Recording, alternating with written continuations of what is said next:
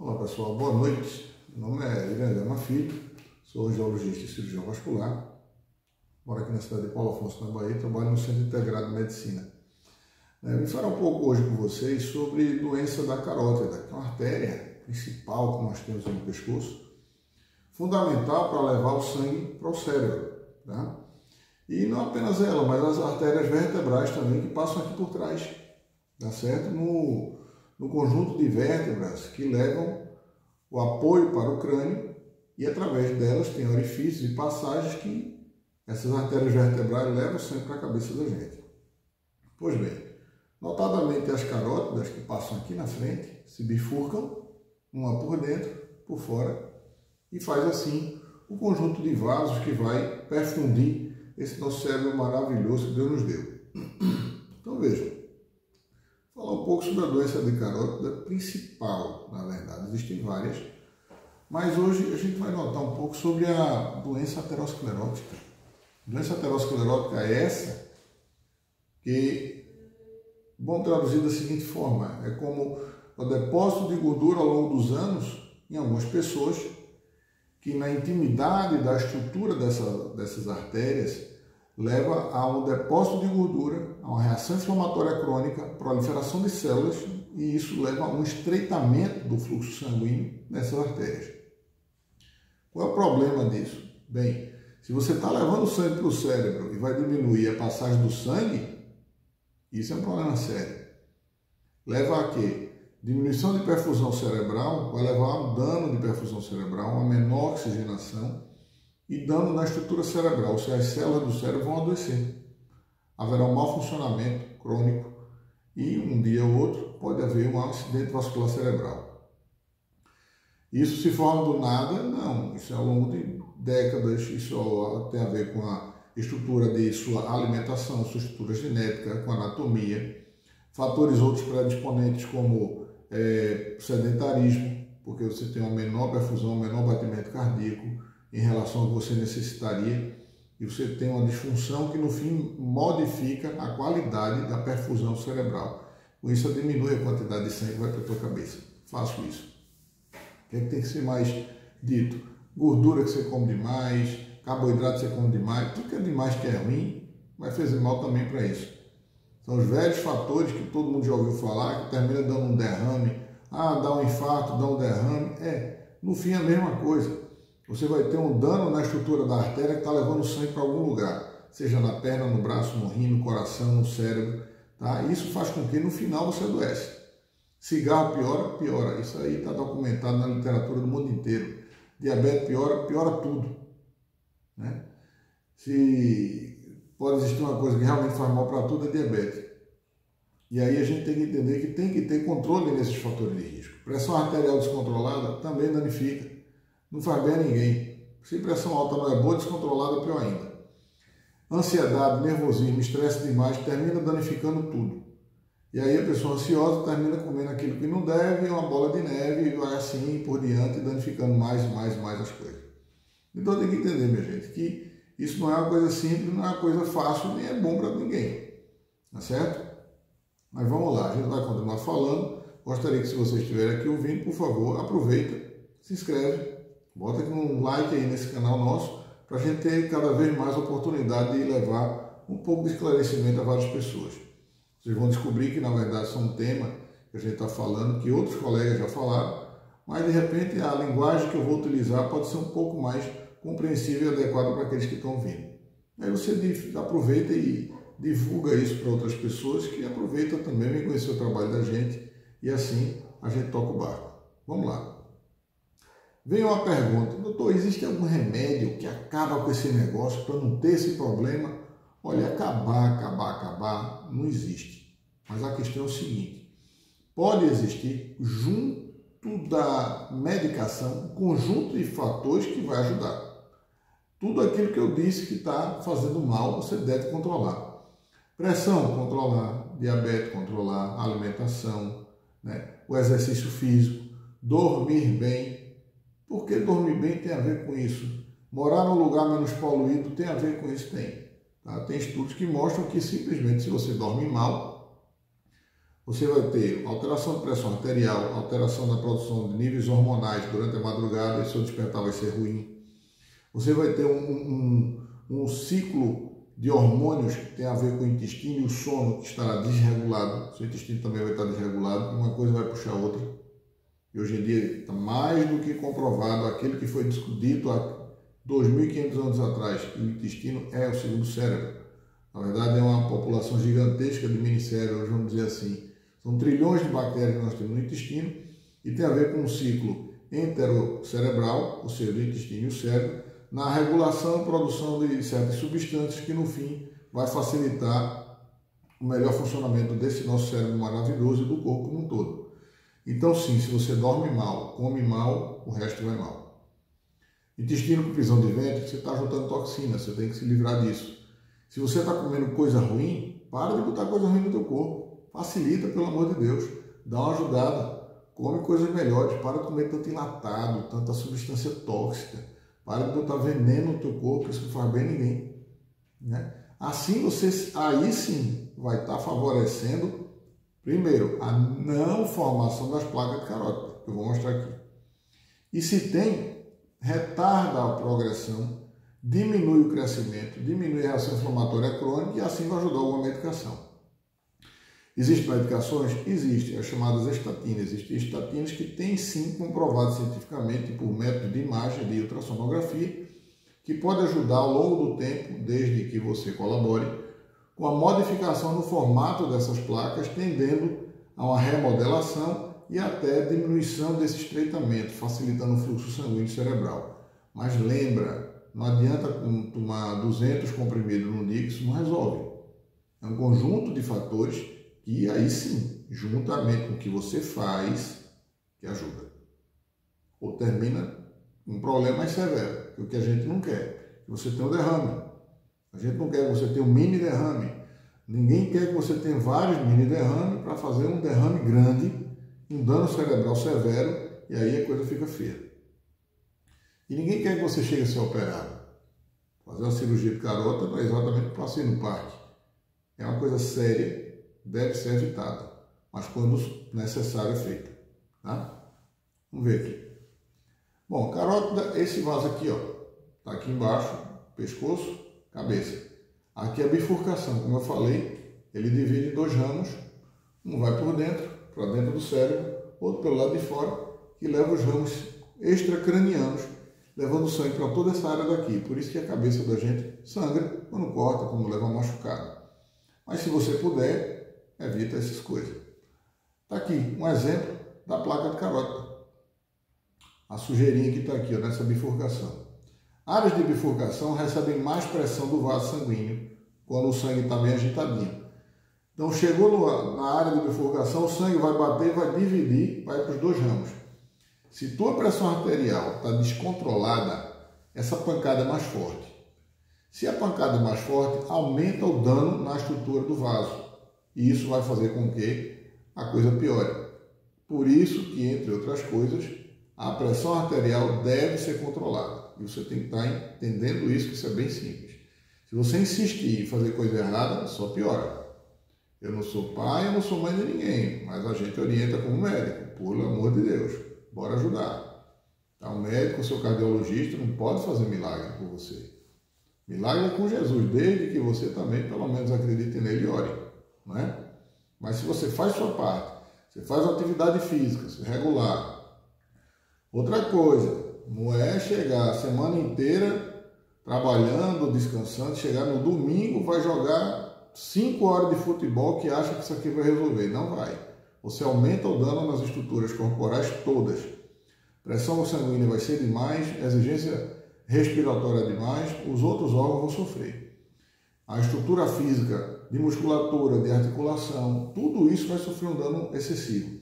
Você vai produzir de uma vez só uma enxurrada de substâncias tóxicas no seu corpo, pode danificar até teu rim. Então você não fez numa semana, não adianta querer fazer num dia, que aí danifica tudo. Tem que haver equilíbrio entre o que você faz e o que você não faz, para essa harmonia, o corpo, aí sim, se beneficiar. E isso você pode, da mesma forma, transferir para cá o mesmo pensamento. Aí fica mais fácil. Placa de carótida, está aqui. Você tem isso branco, são as gorduras que estão na intimidade da estrutura da parede do vaso. O vermelhinho representa o caminho onde o sangue vai passar. E o que é que nós temos? O estreitamento dessa passagem. Se está estreitado, lá na frente está sofrendo. Pensa bem quando você vê o exemplo de uma mangueira de jardim que você estreita a extremidade, a saída d'água. Se está passando água suficiente ali, naquela pressão que a mangueira está botando, que a torneirinha está liberando, beleza. Quando você estreita a passagem, o jato aumenta a força, a velocidade dessa água. Lá na frente, o que é que acontece quando a gente bota esse jato d'água na areia? Vai empurrar a areia com muito mais facilidade. Agora imagina no cérebro. E a tua pressão decidiu aumentar. Vai ser um disparo de pressão de sangue, um disparo de fluxo sanguíneo, um disparo dessa coisa. Isso aí vai danificar teu cérebro, não é legal? Bom, o que é que a gente pode fazer? Tentar, na medida do possível, evitar que isso aconteça. Então, o que é que nós temos que fazer? Eu vou aproveitar e desligar isso aqui, que no momento não está sendo necessário, para não atrapalhar, tá certo? Então, daí para frente, minha gente, a gente tem que entender que não pode viver nesses picos de pressão, nesses picos de esforço, havendo uma coisa dessa. Se você não tem, assim eu espero que você não tenha, não força a barra, não vai comer porcaria, não vai se entupir de porcaria para comer, para isso aqui não começar a formar. Outra coisa, existem famílias que têm tendência para isso aqui acontecer. Sim, há pessoas que têm um processo de ateromatose extremamente acelerado. E você não tem necessariamente como poder evitar uma alteração, uma modificação genética. Por quê? Porque há dificuldades genéticas de controlar essa deposição de substâncias tóxicas dessas gorduras, tá? Nesse ambiente aqui.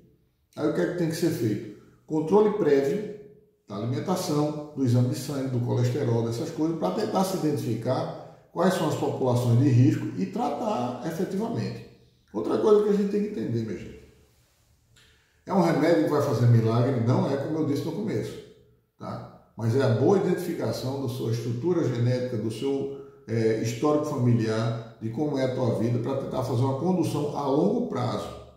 Tá? Existem pessoas que já tiveram derrames precocemente, com 20, 30 anos, sim, existe. E existem pessoas que tiveram vários derrames durante a vida e estão vivos. Então tem toda uma variação de situações que pode acontecer. Mas o que é que tem que ser entendido?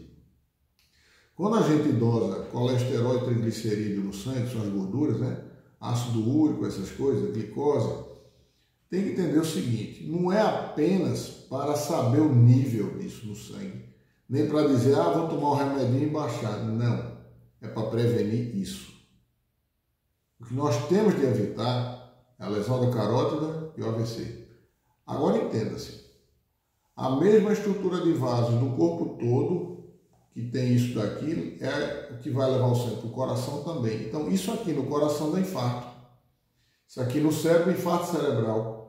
Isso aqui no rim, infarto renal. Isso aqui no intestino, infarto intestinal. Isso aqui na perna, infarto de membro, tá? Que é a isquemia crítica, que é a oclusão aguda arterial, é a gangrena, essas coisas. Ou seja, a mesma estrutura de irrigação sanguínea pode ser acometida por isso em pontos diferentes do corpo, vai levar a quadros semelhantes. Mas no fim estreitamento de passagem de sangue, a causa é essa, em todo canto, apenas a apresentação clínica vai ser diferente. Vai ser numa mão, no braço, na cabeça, no coração, na perna, etc. Está aqui, vendo um pouquinho melhor, o sangue querendo passar durante o estreitamento. Se você tem essa placa gordurosa toda aqui, trocar de mão. Se a gente tem essa placa gordurosa toda aqui, tá aqui, a passagem era daqui para cá. Agora é só isso. Quando a pressão sanguínea chega aqui, que ultrapassa, ela dá um disparo. Se isso for muito perto de uma estrutura física, do tecido cerebral, de alguma coisinha assim, vai danificar lá na frente. Se for no rim também, se for no coração. Mas pode formar um coágulo aqui, tampar. Tampou, infarto. Infarto cerebral, cardíaco, de perna. Aí complica. Aí é medicamento, aí é cateterismo. Quando dá tempo, às vezes não dá tempo, já era, perdeu aquela área, tá? E aí fica difícil a gente poder dar uma mão, às vezes, a mão necessária que você está precisando para salvar aquela área. Às vezes aquela vai ser perdida. Vai ser perdida, vai ser perdida. Tem hora que, infelizmente, a gente perde porque não dá para resolver todo mundo. É impossível resolver todo mundo, né? Principalmente num país enorme como o nosso. Nós não temos aqui uma área pequena, nós temos um país gigante, com 1000 adversidades. Então, o que a gente tem que fazer, a nossa parte, é de tentar ajudar na medida do possível para que isso não aconteça, tá certo? Outro exemplo aqui de um estreitamento bastante importante, onde nós temos a formação de uma placa grande, deformando até a estrutura do vaso. Está aqui o sangue querendo passar e o estreitamentozinho aqui, é bem dificilzinho. Às vezes uma alteração na pressão arterial faz isso fechar, tá? Aqui mais ainda, o que a gente chama de estenose crítica. Tá faltando aqui nada para passar. Às vezes você tem, nos exames confirmando, 99% de estreitamento, 1% de passagem de sangue. Dificílimo. O sangue passa aí com mal, pelo amor de Deus, maior dificuldade do mundo.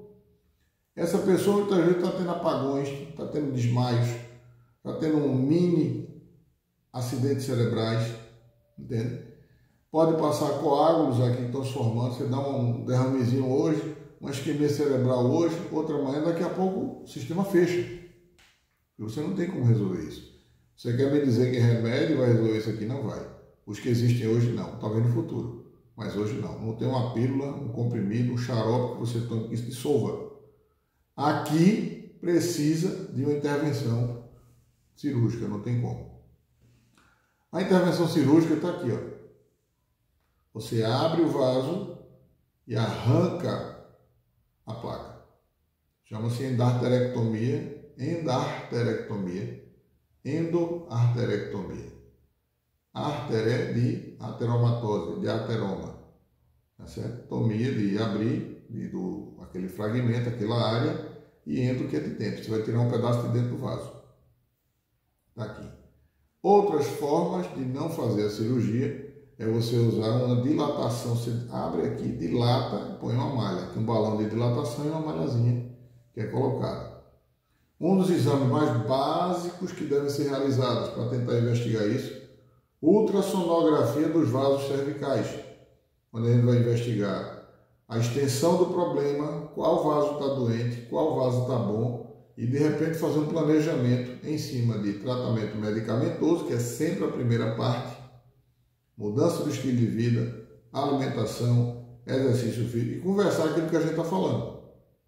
Um contexto nutrológico, um contexto de correção de distúrbios que tenham a ver com as falhas alimentares da pessoa. Pode ser um distúrbio do sono, pode ser uma ansiedade que está atrapalhando, pode ser uma compulsão alimentar que está levando a pessoa a comer demais e gerar uma bronca dessa. Que tem tudo a ver. Que se você está comendo muito mal e favorecendo isso aumenta e você vai ter a bronca lá na frente. Então é o contexto de fazer isso daí. Então às vezes o vascular que entende nutrologia, você vai fazer a nutroangiologia para poder ajudar isso daí. É um termo ainda não oficial, mas pode ser utilizado, pode ser empregado no caso desse. Quando você tem esse contexto geral para ajudar isso daqui. Aí você vai ter de repente entrar com medicamento de todo tipo possível para tentar ajudar. Para ansiedade, para distúrbio do sono, terapia de alteração do sono, às vezes hipnose, às vezes você tem que fazer acupuntura, usar uma máquina para respirar melhor, um CPAP, assim você diminui o ronco, tratar o ronco, tudo tem a ver para te ajudar. É só ir para a sala de cirurgia? Negativo. Existe um contexto da pessoa que deve ser tratado. Não adianta tratar uma coisa, nós temos que tratar um ser humano. E nessa complexidade, nesse contexto de ser humano, é que a gente tem que atuar.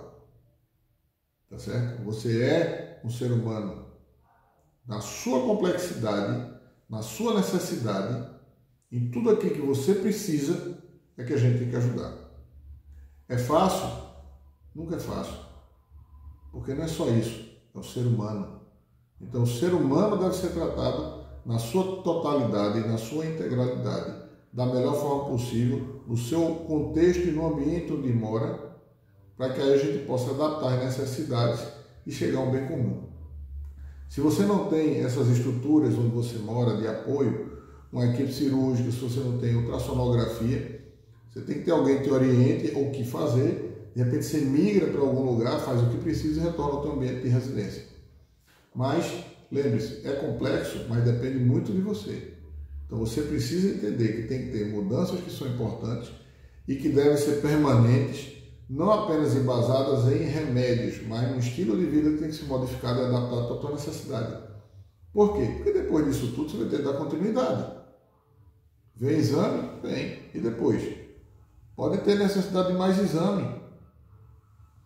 Isso aqui é a angiografia, o tal cateterismo que é necessário muitas vezes fazer. Por quê? Porque às vezes precisa fazer ultrassom e depois cateterismo. Porque são coisas diferentes que se complementam. São exames que se complementam. Ultrassom você vai ter velocidade de fluxo sanguíneo, característica do fluxo sanguíneo, detalhe da anatomia, vai perceber se o sangue está subindo, está descendo.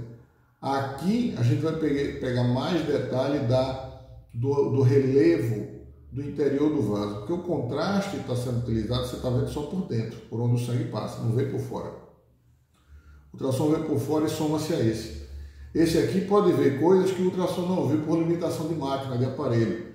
Aqui você pode fazer uma visão em 3D, rodando em 3 eixos o vaso, reconstruir até tridimensionalmente. Isso facilita o planejamento cirúrgico, as abordagens que são feitas. Particularmente aqui nesse caso, nós temos aqui um estreitamento bem importante e depois já tratada a dilatação. Aqui foi feito um tratamento endovascular, apenas por dentro do vaso. Não foi uma endarterectomia, não foi cortado, aberto e removido. Aqui é colocado um dispositivo por dentro, faz as manobras, dilata-se o vaso, coloca uma malha para permanecer aberto e fica lá abertinho.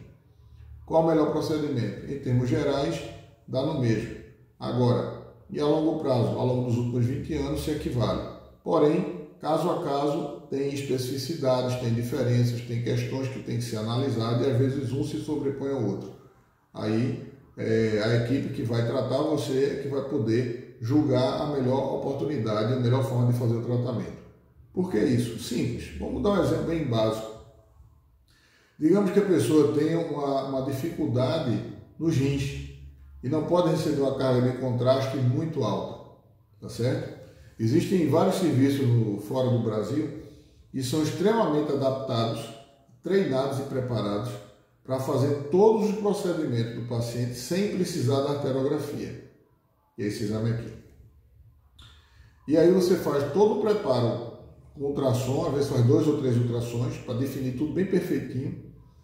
O procedimento cirúrgico é com a leve sedação, anestesia local, abre-se os vasos necessários, opera e está tudo funcionando bem. Não tem problema. Às vezes é necessário esse aqui, a cirurgia não pode ser feita. Por exemplo, pessoas que às vezes têm uma anatomia de um pescoço curto, pequenininho, duro para mexer, a abordagem cirúrgica não dá para entrar, às vezes o cirurgião tem a mão muito grande e o paciente é bem pequenininho, então é melhor fazer um desse. É um exemplo. Tá? Um pescoço que já foi operado, digamos que já tenha tido um traumatismo, um tumor, fez uma quimioterapia, uma radioterapia, está tudo colado, difícil de mexer, melhor ir por aqui. Para abrir, difícil. Então, são opções táticas da estratégia da cirurgia que tem que ser bem elaborado, orientado para ter o melhor resultado. Mas isso, como eu digo, depende de 1000 fatores, isso tem que ser bem avaliado antes pelas equipes que vão estar dispostas a te dar o suporte necessário para isso. Tá? Tá aqui o exemplo. A malha colocada, o balão e os introdutores. Então os guias, os introdutores, os catéteres são colocados, preparado o território, passa-se a malha com o balão, insufla o balão e aqui no final você tem a malha aberta, permanecendo o fluxo sanguíneo aí direitinho. Esse é um ambiente complexo do setor de hemodinâmica de um hospital, onde você tem a equipe aqui que faz todo o cateterismo e, se houver necessidade, às vezes, Do cateterismo você converte para cirurgia aberta.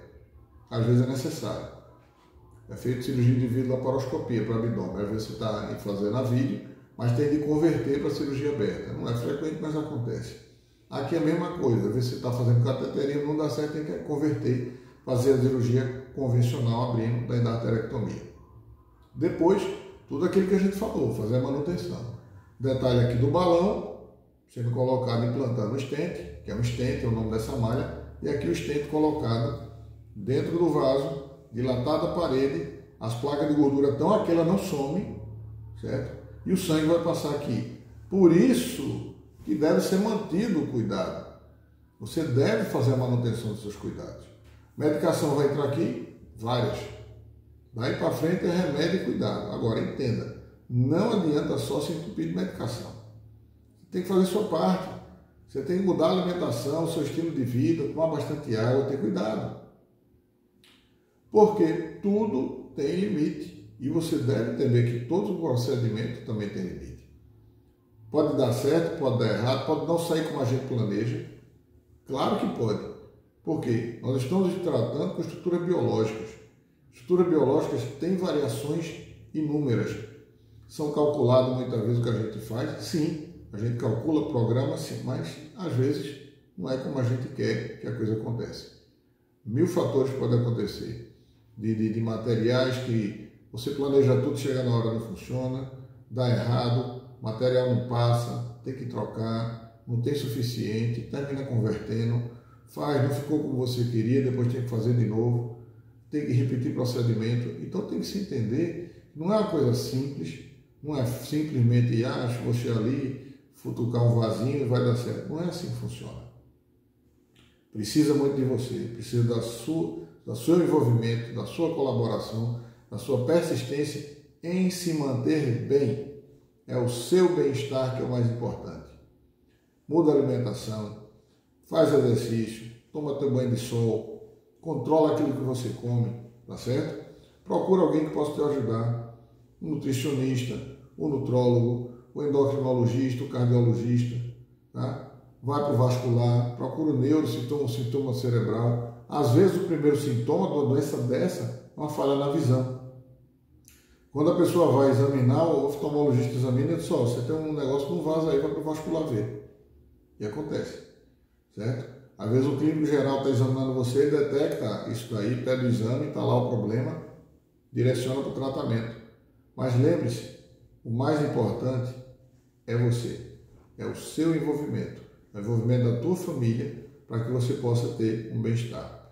E repito, não existe remédio milagroso, existe um conjunto de coisas que vão ser feitas para te ajudar, antes que a coisa fique mais severa, tá certo?